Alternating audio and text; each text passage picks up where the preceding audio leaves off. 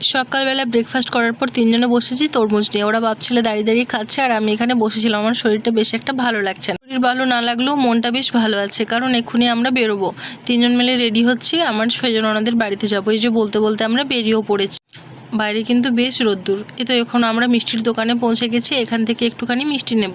আর যে পরিমাণে রোদ, আমার বাইরে দাঁড়াতে ইচ্ছে করছিল না, আর দোকানেও ভিড় ছিল, তাই এখানটায় এসে এই শেডটার তলাতে দাঁড়ালাম। দাঁড়িয়ে থাকতে থাকতে দেখি সায়ন, মানে আমার ছোটো ননদের ছেলে, ওর বাড়ি মিষ্টির দোকানের পাশেই। কিন্তু ওর বাড়িতে যাব না, এখন যাব সেজন ননদের ওখানে। তো ও ভাইকে দেখে একটু ভাইয়ের সাথে গল্প করে নিল। তারপর ওখান থেকে বেরিয়ে গেলাম আমরা। বেরিয়ে যাওয়ার পর আমার একটু কাজ ছিল, যেমন আমার কয়েকটা শাড়ি একটু পিকো করানোর ছিল। সেই কারণে এখানে ফলস পিকো করানোর জন্য এখানে শাড়িগুলো দিয়ে দিলাম।